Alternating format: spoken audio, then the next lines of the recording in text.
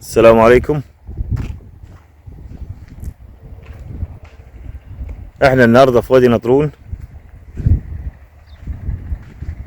بنصور 8 فهادين.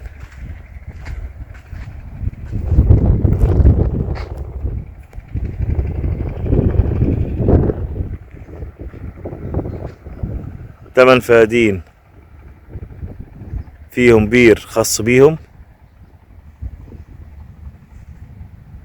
وفيهم الاستراحة دي. ده البير، عاوز تعمل اهو ده البير بتاع الارض.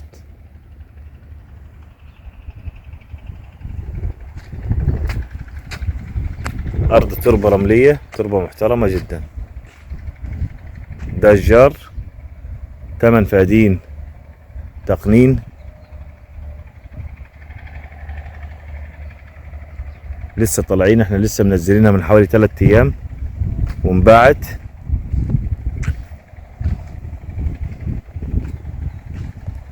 ودول موجودين 8 فدان جنبيهم برضو. مطلوب 150 ألف للفدان الواحد، والتقنين هنا ب52 62 ألف، معلش 62 ألف للفدان الواحد تقنين. يبقى عاوزين صاحب الأرض 150 تمن الأرض، و62 سعر التقنين. الأرض فاضية كلها، ما فيهاش أي حاجة خالص، ما فيهاش إلا الاستراحة دي، باقي الأرض فاضية. ويا ريت تدعمونا باللايكات، واللي مش مشترك في القناة يشترك. وفي معلومة صغيرة بس عايز نوضحها لكم بالنسبة للأراضي اللي احنا نزلناها كلها من 2000 لحد 23. أسعار كلها اتغيرت، عشان برضو المشاهدين يبقوا عارفين. الأسعار لحد 2023 آخر 2023 دي كلها اتغيرت. الأسعار اللي هي لسه نازلة 24 2024 لسه متاحة زي ما هي، الأسعار بتاعتها نزلت. إن الأسعار كل يوم في جديد، فبرضو عشان الناس كلها تبقى ايه عارفة الأسعار الجديدة.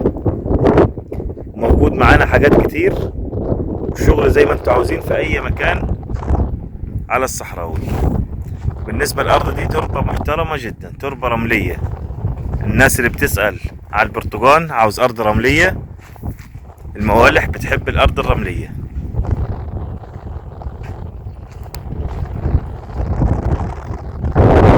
أرض بينها وبين الأسفلت مفيش، حاجات بسيطة، يعني حوالي 4 كيلو أو 4 كيلو ونص.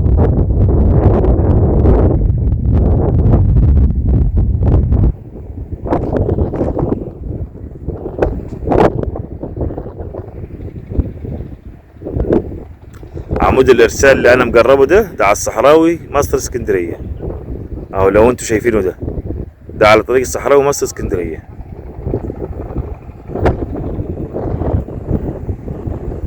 أرض تزرع كل المحاصيل. ملوحة المية 800. في ساعات بنسى ملوحة المية، مش قصدي، بس ملوحة المية هنا 800. تزرع كل الزراعات، لو عاوز تزرع مانجا تزرع أي حاجة تزرعها. أرض اللي زي اللي معانا دي أرض فاضية خالص ما فيهاش أي حاجة، ويعتبر أرض بكر.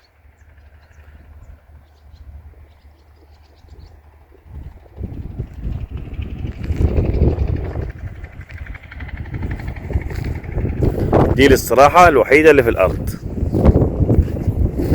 أرض على مشاية، الواجهة بس اللي متصورة صور.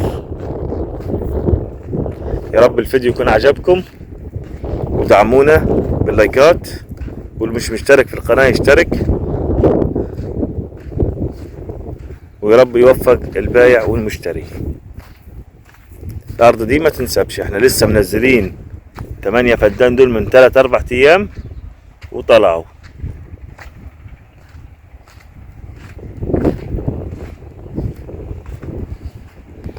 نفس التربة يا جماعة، تربة محترمة جدا اهي، تربة